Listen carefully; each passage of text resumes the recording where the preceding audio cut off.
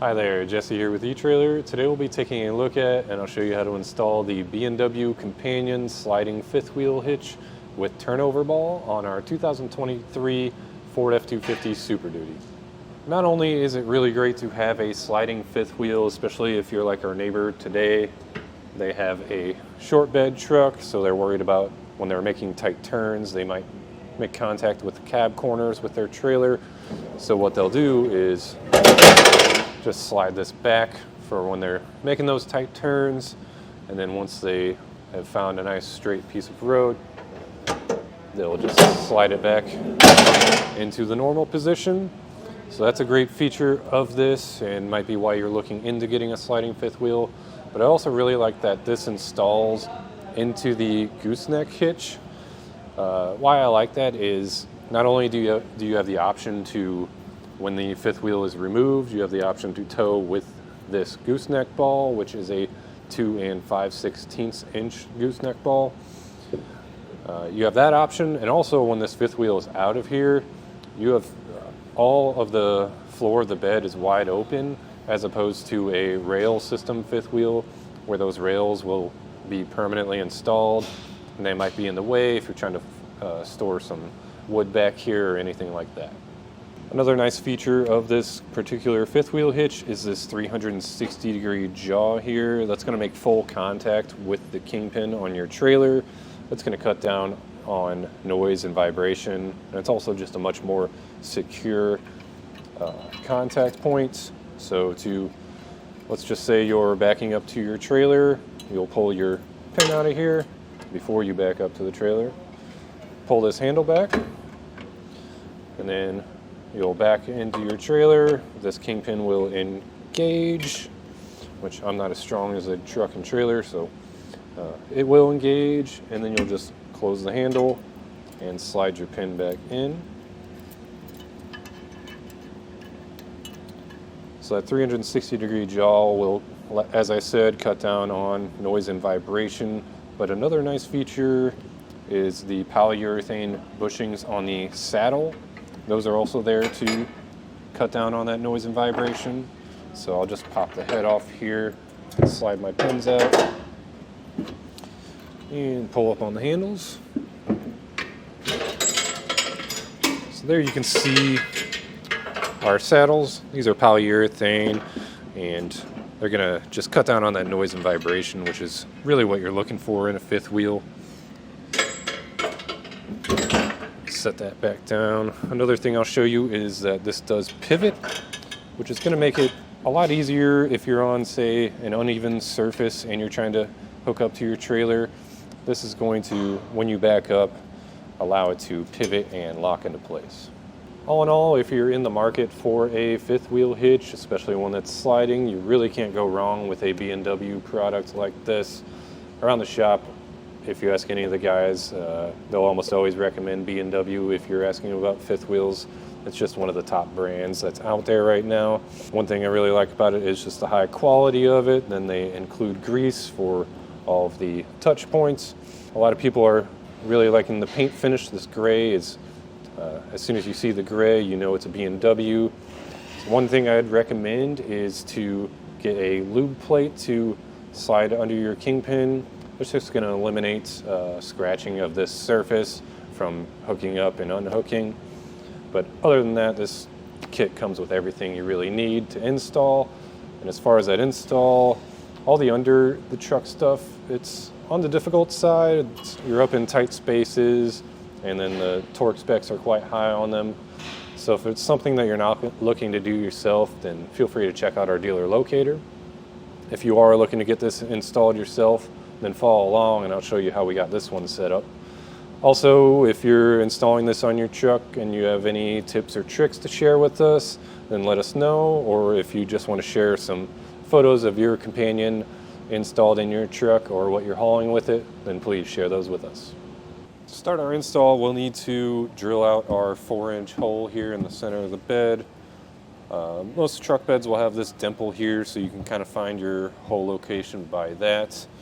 But if maybe you have some bed liner in here and you're not able to see that, there's a measurement in the instructions. You'll just find halfway between the wheel wells and then measure from the edge of the bed and that measurement in the instructions. But our dimple's right here, so I'll take a 4-inch hole saw and start cutting our hole right in the center of that.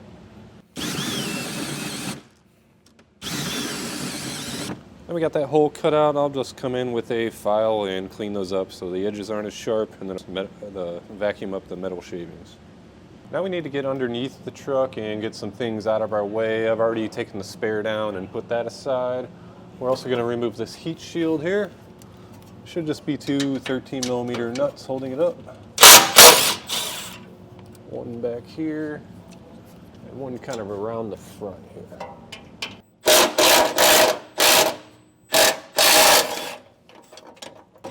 So we'll just take that off and set that aside.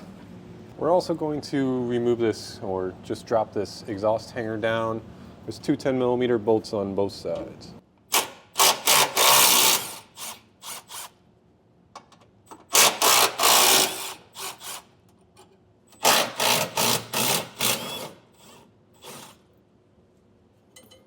We're ready to get our side plates installed. Just to give you an idea of how they're going to mount. This will be your inside plate. It's going to mount with this arching side towards the frame. If you look at the frame, you'll notice there's a little bump. This is going to go around that.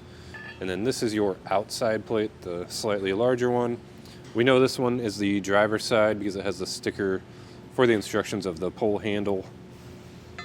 So once we get these up into place, we'll slide our bolt and washer through the outside in. That's going to go through the frame and through our inside plate. Once it's through the inside plate, we'll throw a washer on and a lock washer and then a nut. We'll start with our outside plate. This is going to go up, and our back hole kind of lines up with our bump stop. So we'll start with that one. Slide that front bolt through. For our inside plate, it's cramped over here. You'll see this wiring harness and brake hoses. So what I'll do is, there's just a 13mm bolt holding this bracket on. So I'll take that off.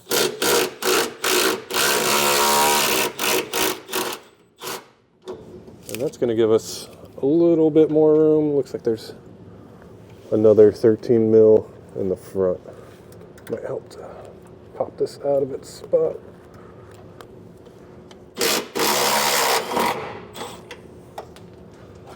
Now you see we can bend this down out of the way. You don't want to bend it too much, but there should be enough room to get our inner side plate in place. I'm just going to go up above everything and carefully slide it onto the bolts without pushing them. You may have to hold that outer bracket into place while you do it. Once we have that in place, we'll take a washer and a lock washer on each of the bolts.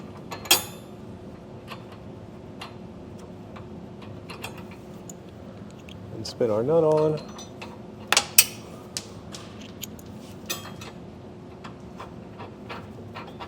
And these for now, we'll just kind of keep hand tight, but make sure that the brackets are staying flush with the frame. We just want to leave them loose so that we can still go up and down with them. Now we'll need to get our threaded bushings installed to each of our crossmember pieces. So there will be 4 of these. You'll want it facing this way, and then line up the notch. Try to get that as centered as possible by hand. And we'll take, I just grabbed an 18mm socket. Anything that fits over it will work. And we'll tap that in.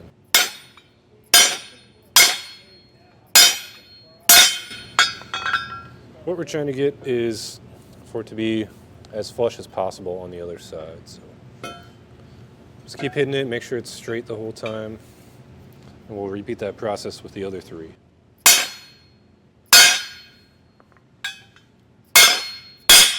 Now I think it helps to just lay out our crossmember pieces to get it straight where they're going to end up. I kind of held up each piece and figured out the orientation of them all, and this is how they'll be. These are the two fronts, these are the two rears.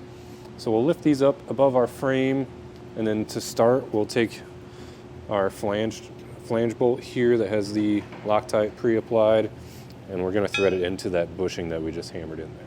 I'm lifting the passenger rear up into place. It's just going to slide over our exhaust, over the frame and our side brackets, and we'll get that bushing lined up with our hole and loosely thread that in for now. Then we'll get the rest of our pieces up into place.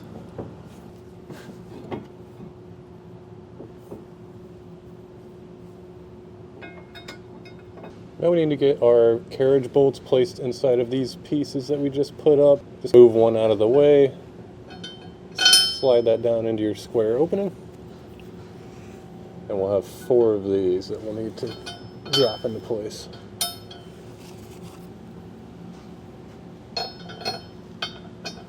To install our front crossmember brace for now. The rear one we'll install the same way, but we're going to get our center section in place before we install the rear.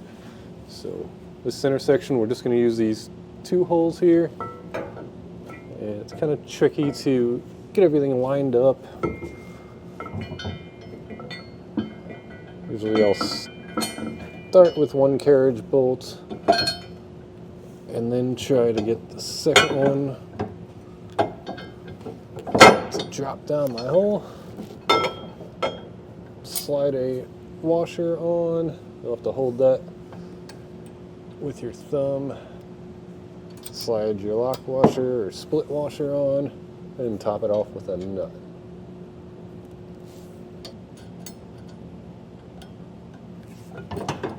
We'll get our brace pushed up into position.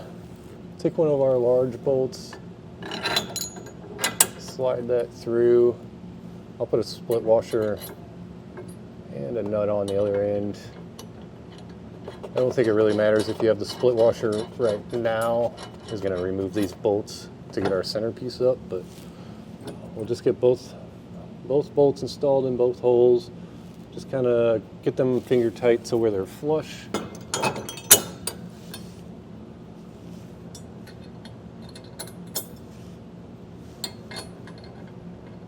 And we'll come in with a 3/4 inch socket. We're going to tighten these nuts down and watch your split washer. We want to make sure we tighten them down until that split washer is flattened out.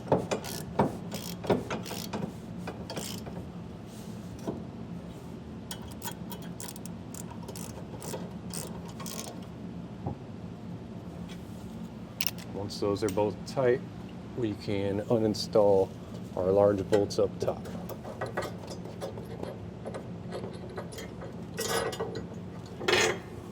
Before we lift our centerpiece into place, we'll have to attach our handle bracket. We know this is going to end up on the driver's side, and we want this end facing out. So slide it over. Then from the bottom up, slide one of your carriage bolts down and put a nut. And do that with the other hole.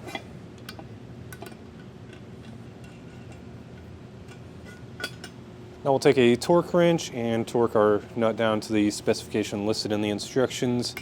If you don't have your own torque wrench, we do have some available here at eTrailer, or you could always rent one from a local auto parts store. But while you're torquing, you want to kind of support the center section. Get that tight. Now we're ready to lift our centerpiece into place. I've slid one of those large bolts back through with a washer. So we'll just lift up. I'd recommend going driver's side up first to get over all that wiring. Then get it lined up with the hole. I'll have to support it and then go on the front side and push that bolt through. Once you get that bolt pushed through, just take your lock washer and your nut and get those loosely threaded for now. Now for this passenger side hole, the bolt's actually going to go from the inside out to help and make space. I just kind of pushed our handle and locked it in the open position. So we'll just slide just the bolts through, and on the other side we'll throw a washer and a split washer and a nut.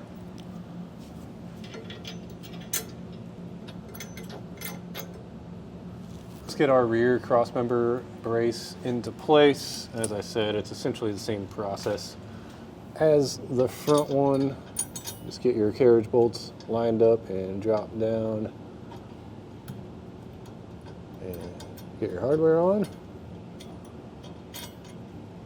The only difference being is we're not going to install those two top bolts. We're just going to kind of hold it up into place and get these tightened down. Now for our upper bolts on this rear brace, they're actually going to go from the front to the back. So just get that lined up, just the bolts. And whenever you push the bolt all the way through, you'll probably have this frame rail support in the way. So I just push the bolt the other way until I can get the nut on there. And then we'll get that just loosely hand tight for now.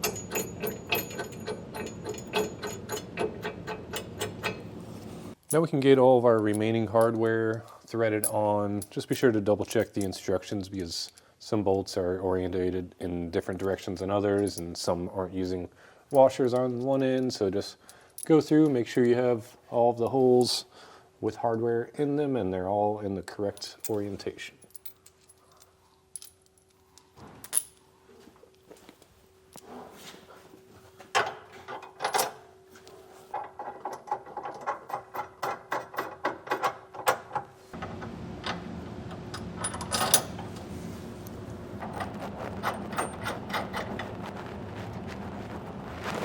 Get some way to lift up our entire assembly from above. Usually we'll just use some jack stands or a piece of metal like this, or you can even use a jack handle across here and that's fine.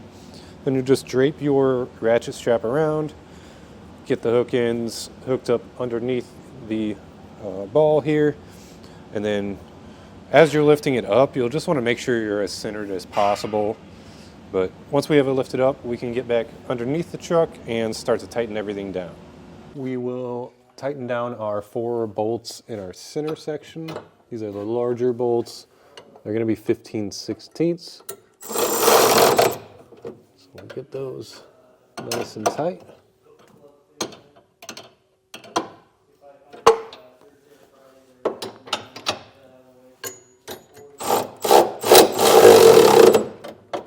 Now we'll need to center out our center section or square it up so we can take a look at our safety cable hole. You'll feel a groove once you put your finger in there. Just make sure that it feels the same on the other side, and then also you have notches on the outsides so you can see that groove there in the bed and just compare it to the other side. Make sure you're matching on both sides. That's going to mean that our center section is square. Now we'll move on to tightening down the 4 bolts that had the Loctite pre-applied to them. These are going to be 3/4 inch socket bolts. We're just going to tighten them down until that's flat against our cross section.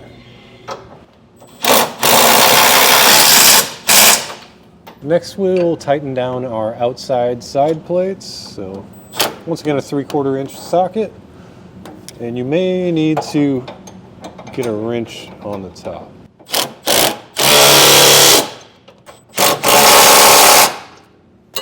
Now we can tighten down our bigger bolts on our side plates.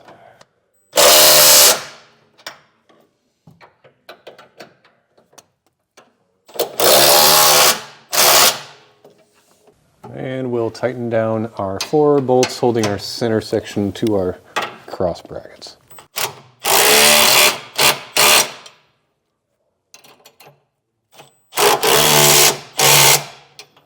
Now we need to take our torque wrench and torque all of the hardware down. The instructions are very specific on the order that you do that in, so just make sure you're following those closely. But just go through and make sure you get everything torqued down.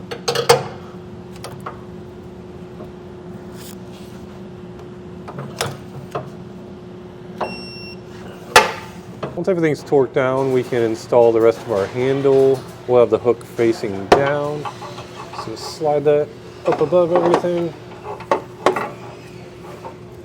And get your squares lined up. Once that's ready, we'll just put our nuts on and we'll tighten those down.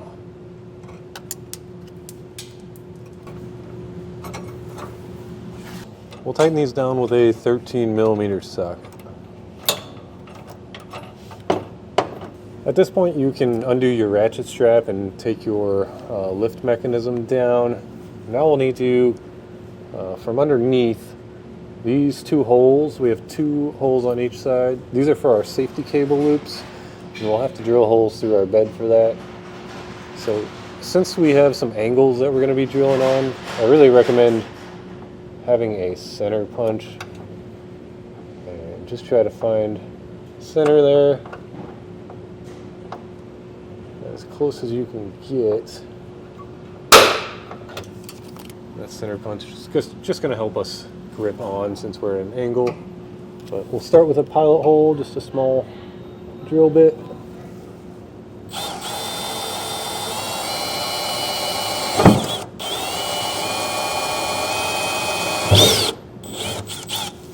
Once you have all four of your pilot holes drilled out, we're going to go back up top inside the bed and step these holes up to 11/16, but we're actually going to drill those from the top down.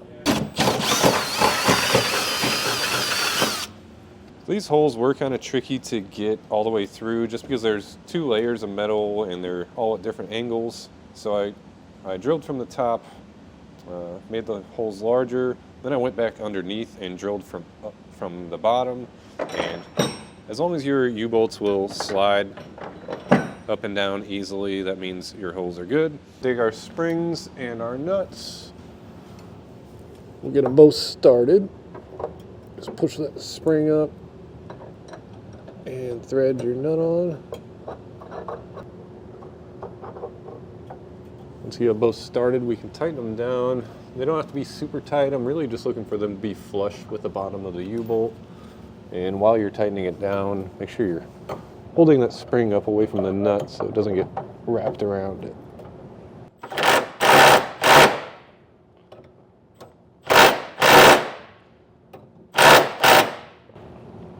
That's a 15/16 socket.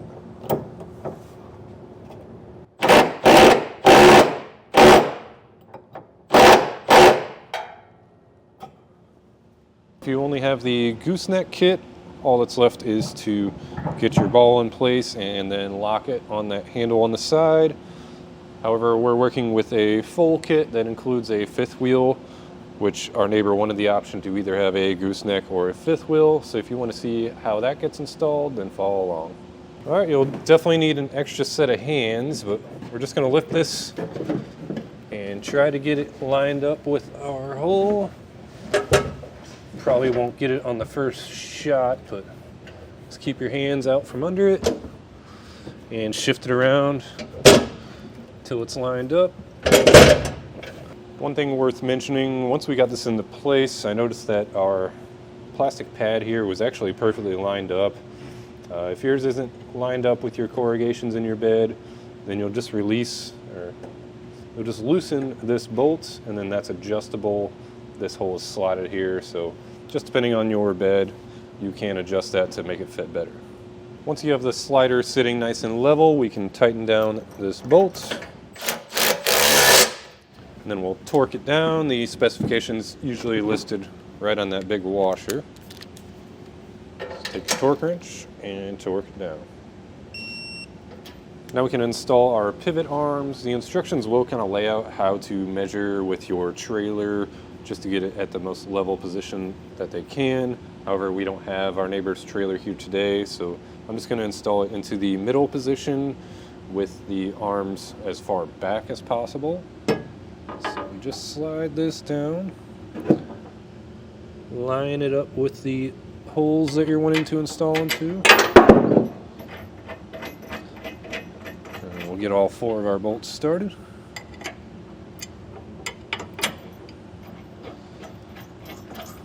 And we can tighten these down with a 19mm socket.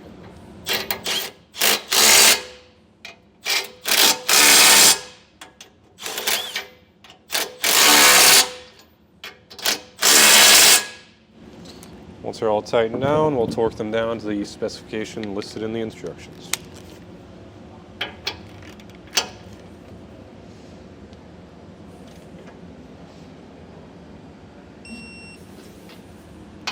Now we need to assemble our spring and our clip. We'll just take a bolt, pass it through both the clip and the spring, make sure that tab is on the top there. And with an 11mm socket and a wrench, get this tightened down. I'll probably snug it down and then reposition it. Then we can slide it into, on the driver's side, rear. And what we want is about a 1/2 inch from the top of the spring to our bushing there. So do that and get this clip popped on. May help to have a rubber hammer or something to get that started. My clip was fighting me a little bit, so what I did was I held it with some vice grips on the side and then hit it with just a regular hammer. Got it started, and then we'll just be able to tap it the rest of the way on. Now before we get our coupler into place, we'll need to lube up our bushings. B&W includes bushing grease in the owner's manual or pamphlet that they give you. So just cover this up and then spread it around. It's just going to prevent it from squeaking and making a bunch of noise while you're headed down the road. We're ready to get our coupler onto our saddle now. First you'll have to pull the clip out and then slide your pins out on both sides. Then we'll lift it up by these handles and place it on top of the saddle.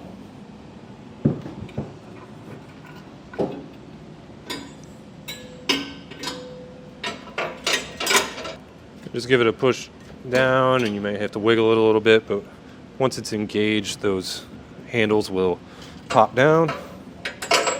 Then we can slide our pins back in place.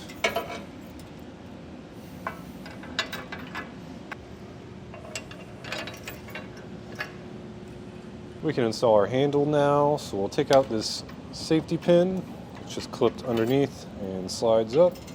We can slide our handle into position. Take one of the Allen head bolts, slide it down, and your locking nut on the bottom. Then you have one more. We'll get those tightened down with a 9/16 socket and a 7mm Allen wrench.